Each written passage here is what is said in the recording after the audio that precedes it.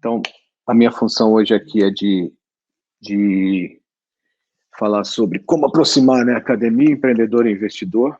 Como a professora Cláudia comentou, é um assunto que é extremamente necessário, que a gente vem, às vezes, postergando ele, não talvez por vontade, mas por falta de oportunidades, mas a cada dia está sendo mais necessário. Então, eu dividi ela em duas partes, a apresentação.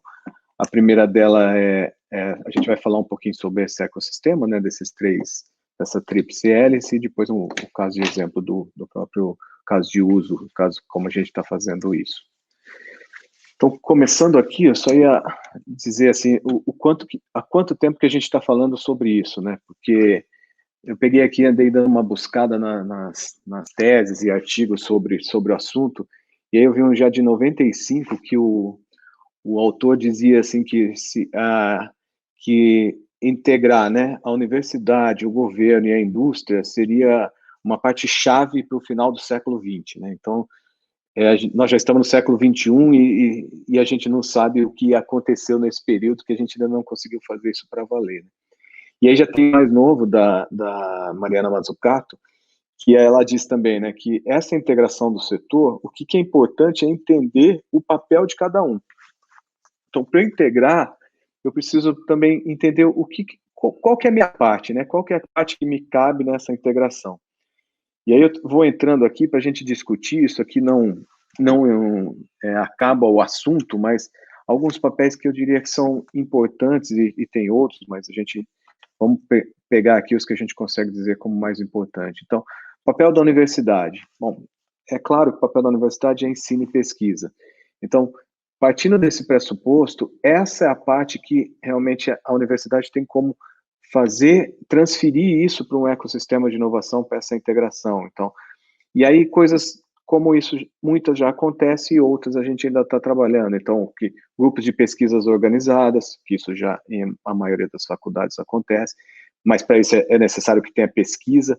E pesquisa, para a área de inovação, essa pesquisa precisa ter um potencial de negócio comercial ou que traga algum impacto social, porque é assim que a inovação trabalha, né, nessa sequência. É muito importante organizar os projetos de proteção intelectual. Então, para eu tirar a pesquisa da universidade e levar ela para a sociedade, eu preciso ter passado por essa fase, né? Como é que eu trato essa propriedade intelectual? Isso vai mudando com o tempo, né? A gente vê nos Estados Unidos que muitas das universidades fecharam muito, as pessoas foram para as garagens terminar a pesquisa, já outras abriram demais e também perderam a sua oportunidade. Então, essa é uma discussão que precisa ser feita, ela ainda não está pronta e acho que ela vai melhorando e acontecendo à medida que a gente tenha casos reais, né? E a capacidade de trabalhar com empresas dentro da universidade. Então, não tem como eu integrar isso se eu não permito que a pessoa, a outro lado que eu quero integrar esteja aqui dentro. Então, como que eu organizo isso? Como é que eu trato o conflito de interesse? Como é que eu organizo dessa forma para que eu não prejudique a função principal de ensino e pesquisa, mas eu tenha essa possibilidade? E também criar centros de pesquisa com a indústria, né, com a sociedade. Então, a sociedade precisa das universidades para se desenvolver, e aí nós precisamos cada vez mais criar esses centros, ou tentar criar centros. Isso já acontece aqui com o apoio da FAPESP e outros locais, mas isso precisa ser cada vez maior e com mais uma definição exatamente do que a gente gostaria de que ele entregasse no fim, né? E passando da universidade, a outro ponto lá que a gente está discutindo, então, como é que a gente traz o governo, né, para isso? A academia, o governo. Então, o governo ele tem essa função também, tanto de legislação e regulatório, e também desse apoio de investidor. Então, nem sempre o recurso vem da iniciativa privada. E, para isso, os governos precisam ter uma estratégia de inovação. E essa estratégia de inovação seria muito importante que ela fosse setorial, porque, convenhamos, fazer inovação na saúde é diferente de se fazer inovação, por exemplo, no fintech, numa área bancária. Os tempos são diferentes, né? Como você faz é diferente. Então, esse plano estratégico do governo tem que ser setorial, porque cada setor tem a sua importância de como as coisas poderiam evoluir no tempo. O que eu disse, né? A legislação adequada. Então, não se faz projeto de inovação sem segurança jurídica para a empresa. principalmente quando entra a universidade pública e governo, as empresas querem a segurança jurídica para trabalhar, porque é um risco trabalhar com o governo, né? Você tem conflitos que lá na frente você, às vezes, não tem condições de resolvê-lo. E investimentos em áreas para consolidação. Então, por exemplo, tem uma área, nós estamos falando agora de telesaúde ou saúde digital. Me parece que é uma área que agora já está começando a ter mais investimentos, mas há um pouco tempo atrás essa área tinha poucos investimentos, porque ela ainda não estava no momento adequado da entrada no mercado. E agora, por exemplo, nós temos áreas dentro dessa área, acho que até a professora comentou, o Guilherme também comentou, então toda essa parte de machine learning, por que ela ainda entrou para valer? Porque talvez nós precisamos de algumas ações com uma estratégia definida para que ela entre de forma adequada, porque muitas vezes o risco desse investimento inicial, o mercado ainda não está preparado para correr. Então aí quem deveria fazer isso, e aí é uma coisa muito legal, até que eu vi até no livro da Mazzucato, é assim, eu participo do risco do governo, mas todos precisam participar do risco, inclusive a sociedade, porque o que muito se procura é o risco eu socializo, eu jogo para o governo, mas o lucro aí eu jogo para a iniciativa privada. Então a gente também tem que balancear isso e o governo também ter a sua estratégia adequada para fazê-lo.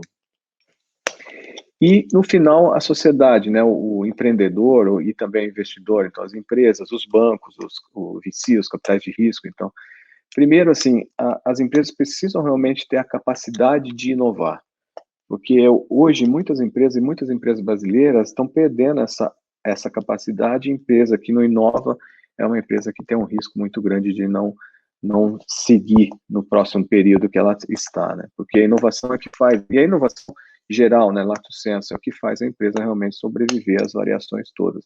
Nós vimos muito isso agora na pandemia, empresas que se sobressaíram e outras que fecharam em função da capacidade de inovação. É claro que tinha riscos aí que eram difíceis de você ponderar, mas às vezes no mesmo mercado isso aconteceu no mesmo segmento. O que é importante também para as empresas, bancos, então, quando a empresa entra na inovação, principalmente trabalhando junto com a academia e com o governo, o que ela avalia é risco. E muitas vezes as empresas ainda não têm essa avaliação de qual é o risco de um projeto de inovação. Então, como construir essa dinâmica de risco-recompensa? Então, eu sei que eu vou ter esse risco, porém a recompensa tem um valor que vale a pena eu entrar. E às vezes faltam teses de investimentos para esse risco em função dessa análise, às vezes ser pobre. E muitas vezes falta esse capital inicial para o empreendedor, que é aquela primeira tirada, né, do projeto de dentro das bancadas, né? E aí, quando a gente fala em ecossistema, ou esse sistema de inovação funcionando, né, com essas três entidades, ou com esses três verticais, esse aqui é o modelo que a gente fez para mapear o sistema quando a gente começou a montar o ecossistema de inovação lá dentro do HC. Então, nós mapeamos pelo menos 8 verticais que nós trabalhamos, e aí cada uma delas, assim, é muito importante que você acione ela à medida que o ecossistema precise.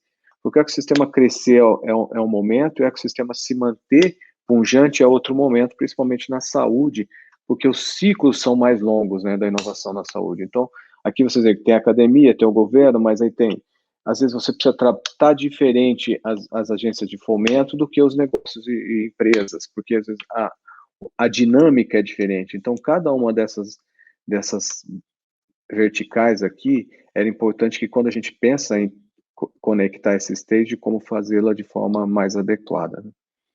E aqui eu só trouxe uma discussão para a gente entrar, assim, bom, uma vez que eu tenho esse mapeamento, que é importante eu saber onde eu estou me posicionando no ecossistema, e muitas vezes eu não preciso ser o nó principal, eu preciso estar conectado a ele. Uma coisa que a gente tem visto, assim, é que é fundamental que o ecossistema tenha recursos. Então, também não se faz grandes projetos sem o recurso necessário. Para ter recurso, ele precisa sair dali negócios ou ações de grande impacto social, que é onde os recursos estão. O recurso da pesquisa está fora da inovação, né? Ele está prévio a isso. E para um ecossistema funcionar, é muito importante essa parte de colaboração e conexão. Então, quando uma empresa, a universidade ou o governo entra no ecossistema, ele tem que ter quando ele está entrando, ele tem que ter a condição de analisar que ele tem uma parte de competição entre as empresas, entre as próprias universidades, que é natural e é saudável que isso aconteça, mas quando ela está dentro do ecossistema, ela tem uma parte que se conecta. Então, dentro do ecossistema se trabalha a parte que se une, né? E fora do ecossistema se trabalha a competição. Esse manejo, essa tranquilidade de trabalhar com essas formas e de deixar claro, é que faz essa solução funcionar de forma mais adequada. E o que a gente tem visto também é que, assim, você não consegue que o ecossistema se mantenha sem ele entregar um valor e ele ter um propósito claro, que quem entre saiba por que ele está entrando lá. Então, não é uma entrada de marketing, você entra nele realmente para executar um projeto. Uma coisa também que eu até trouxe aqui, isso aqui eu tirei uma parte de um livro do Vale do Silício, que chama Rainforest, que ele diz assim, o ecossistema também se faz com as pessoas, né? E tem algumas ações que nós precisamos fazer dentro, as pessoas que estão nas empresas, que estão nas universidades, precisam pensar em algumas ações que nós precisamos fazer juntos. Então, uma delas é integrar, né? Então, um ecossistema não faz sozinho, ele precisa derrubar essas fronteiras, né? Nós precisamos aproximar essas empresas de forma adequada. A outra dela é conectar. Então, e agora isso até ficou mais fácil, porque com o advento tecnológico eu consigo me conectar com locais distantes, empresas, grupos, outras universidades, fora e dentro do país, então isso é fundamental.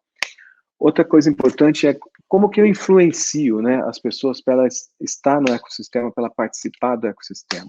Então, é fundamental que eu tenha projetos de longo prazo, motivações, o que é coisas sociais, coisas que também são pela ciência, não é só negócio, e o impacto, né? Então, eu não preciso ter só transações de grande valor, mas eu preciso saber como essa cultura de oportunidades ela é inserida, como é que eu impacto isso dentro do processo. E aqui eu trouxe uma demonstração final aqui para a gente falar, em função até do tempo, que eu dividi aqui mais ou menos o nosso ecossistema em 2 círculos importantes aqui. Então, o círculo de fora é o círculo dos recursos. Então, tem o negócio, o impacto social, que é onde entram os recursos financeiros. Aí eu tenho os recursos que vêm do governo, da sociedade, das universidades, que são as coisas que movimentam isso. Mas sem esse círculo de colaboração, que é de conexão, a integração, como é que eu influencio o impacto, eu não consigo fazer com que o sistema gere o valor adequado. Então, isso é uma forma de olhar que talvez a gente precise trabalhar nessa forma para conseguir o principal, que é a parte interna. E aí, indo para a parte final aqui, que eu devo ter mais uns 5 minutos, então, assim, a gente criou em Nova HC mais ou menos isso. Então, ele trabalha lá com uma forma realmente a gente gosta de dizer que ele é um catalisador entre recursos e empreendedores. E aí, quando a gente chama de empreendedor, a gente chama de todo mundo. Então, pesquisador, funcionário, quem tem uma ideia, todo mundo que entra aqui como empreendedor, uma vez que ele está na inovação. E a gente tem um foco de melhorar a jornada do paciente. E aqui é uma coisa disso que eu comentei até, né? Quando a gente olhou, então, se eu preciso saber como eu acredito o valor, a gente fez uma pesquisa e verificou o que o mercado gostaria que nós oferecêssemos para ele, o que as empresas esperavam, o que o governo esperava da gente, e mesmo a universidade, e o que nós tínhamos condições de fazer. E aí nós chegamos em 14 ações que hoje nós fazemos à medida que elas são necessárias, nem todas estão funcionando, mas esse é o nosso projeto de futuro, de como fazer essa integração funcionar. Nós empacotamos essas soluções, essas 14 soluções, em 3 programas que nós trabalhamos, e aí quando a gente joga na jornada da inovação, com a visão do empreendedor, então a gente pode dizer o seguinte, que hoje, como é que a gente se organizou para todo mundo trabalhar junto? Então, ideia e validação, que é a parte ali inicial, a gente entende que isso é da universidade. A universidade que provê isso, a universidade, os empreendedores, o cientista, quem tem a ideia. A partir de começa a prototipar até a escala, aí os programas de inovação começam a trabalhar no sentido de fazer isso evoluir. Então a nossa ideia, que era o quê? Quando eu pego o meu ecossistema e trabalho ele e verifico todas essas possibilidades de integração, saber também não faz isso acontecer. Então, uma vez que a gente sabe, e sabe o que você tem a oferecer, e sabe o que os outros esperam de você, a gente gosta muito de um jargãozinho que a gente usa lá, nós começamos a focar no que nos une E aí, em função disso, é que nós montamos os projetos e cada um anda no seu ritmo. Então, a gente tem ações com matemática, ou tem ações que são perenes, e tem uma coisa que é legal, assim, sempre quando a gente faz um projeto, a gente sempre ativa esse ecossistema. Então, vamos supor que eu faça um projeto aqui na área de incubação, que seria criar um produto minimamente viável e ajudar no plano de negócio. Eu sempre busco um parceiro de fora para me ajudar, por exemplo, o Hospital das Clínicas, ele tem sua especialidade na área da saúde. Eu não consigo tratar de negócio ou de tecnologia como uma faculdade de tecnologia, ou uma faculdade de negócio, ou um grande empresário. Então, nós sempre conectamos com alguém que nos ajuda a melhorar esse conteúdo e ative essa linha do ecossistema, e também nós nos conectamos com quem vai financiar o programa. Uma coisa que nós entendemos assim, se você não tem recurso para financiar esse programa, se esse recurso é tão difícil de achar, talvez esse programa ainda não tenha o valor que você espera dele. E aí talvez você precise entrar de novo nele, redesenhar e verificar o que tá difícil de ser feito. Então, assim, essa era uma ideia geral, em função de eu ter aí uns 20 minutos, e depois a gente tem uma outra conversa, onde a gente detalha um pouco mais como a gente poderia ver esse ecossistema funcionando, né? A gente estava falando de um produto a partir da academia, né? Eu comecei aqui dizendo que eu fui buscar, então, o que a gente tinha falando disso, né? Não tem muitas informações no Brasil, tem mais informações fora, mas eu peguei um relatório da Endeavor Sebrae 2016, que ele fala desse empreendedorismo nas universidades brasileiras, né? E ele reconhece nesse relatório, e nós também reconhecemos, assim, que o papel da educação empreendedora sobre a inovação, ela tem uma ação que é fundamental. Então, assim, principalmente na nossa área da saúde, quanto mais nós passamos conhecimento de como desenvolver inovação na saúde, que é tão difícil, né? É um processo muito maior, com muito mais regras, né? Com uma regulação muito mais imperativa na área, que a gente precisa realmente passar essa tecnologia para quem faz inovação. E ele dá um exemplo de que no MIT, no período de 14 e 15, ele tinha 60 cursos com temática do empreendedorismo lá dentro, e que naquele mesmo período tinha mais de 30 mil empresas fundadas por ex-alunos que estavam ativas no mercado americano ou no mundo, né? E aí ele faz análise que das 70 empresas que eles analisaram nesse relatório, apenas 6% tinham um programa que apoiavam a gestão de novos negócios do início ao fim. Então, essa parte de empreendedorismo, inovação e tecnologia. E aí uma coisa que eles descobriram nesse relatório, que aponta que as universidades tinham 3 coisas que eram bem um problema, assim, que era, primeiro, não ter uma estrutura adequada, né, de apoiar essa jornada do empreendedor, ter uma desconexão com o mercado, então muitas universidades não estão conectadas com o que o mercado está precisando, e aí esse estímulo à inovação é como estímulo de um sonho, né, então a universidade não tinha essa forma de estimular a inovação e o sonho do aluno.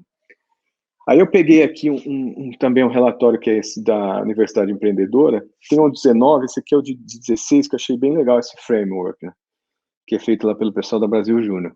Então ele coloca assim, o que é uma arquitetura, qual seria, né, quais são os equipamentos, né, os processos que uma universidade empreendedora precisaria ter. Então diz lá que vai dar a inovação, a extensão, né, a cultura, capital financeiro, quer dizer, recursos, infraestrutura, e também essa capacidade de ser internacional, né, de olhar para si, olhar para o Brasil, olhar para fora do Brasil. Então, gostei muito dessa, porque isso que eu trouxe aqui para discutir, para a gente ir falando.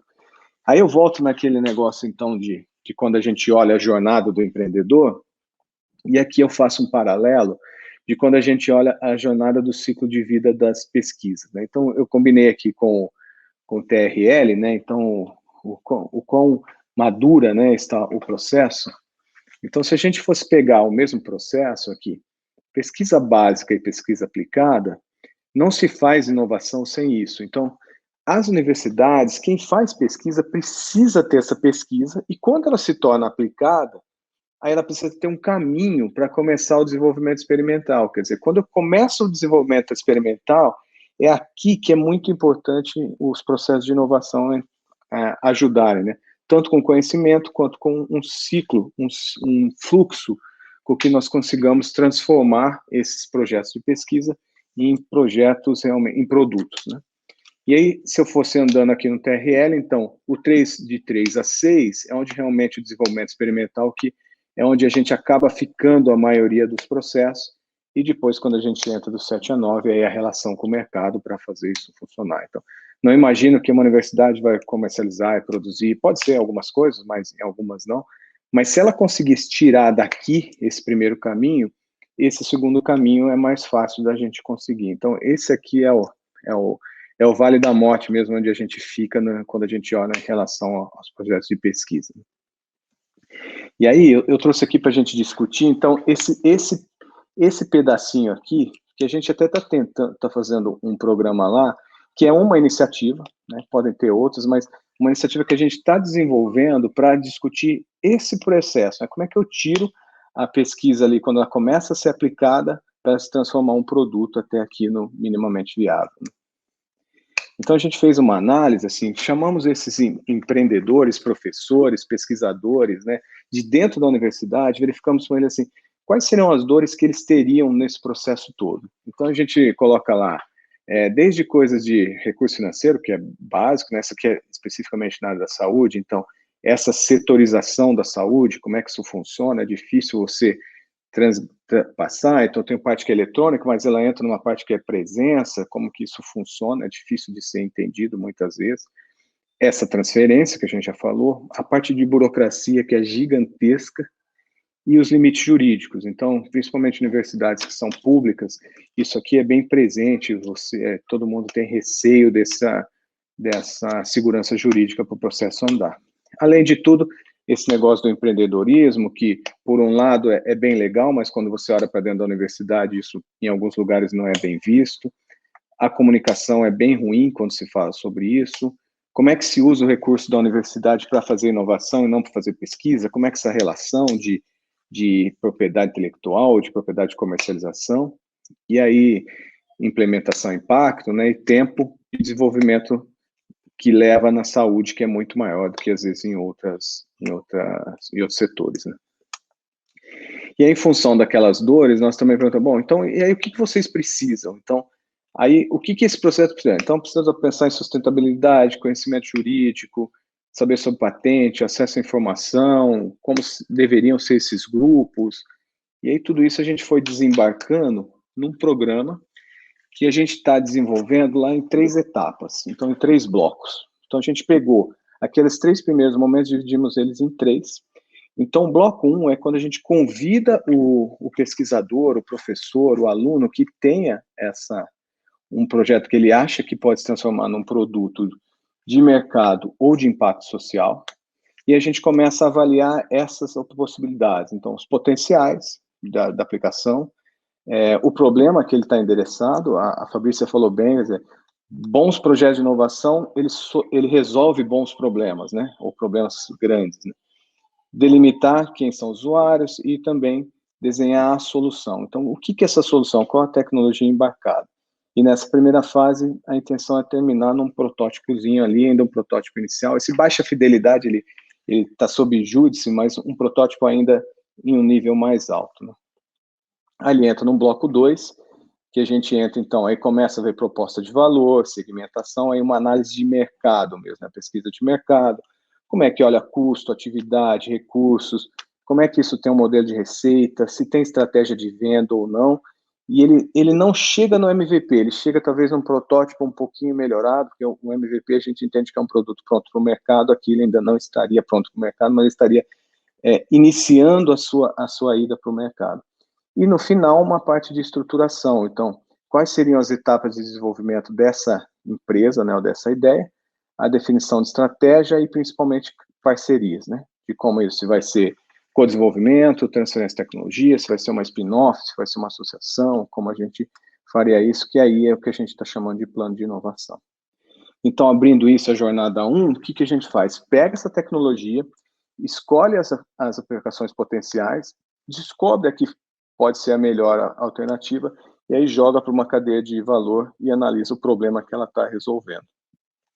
A partir daí, a gente volta com o problema, analisa causas e consequências e quem seriam, né, os clientes, as pessoas afetadas por esse problema ou que recebem esse problema.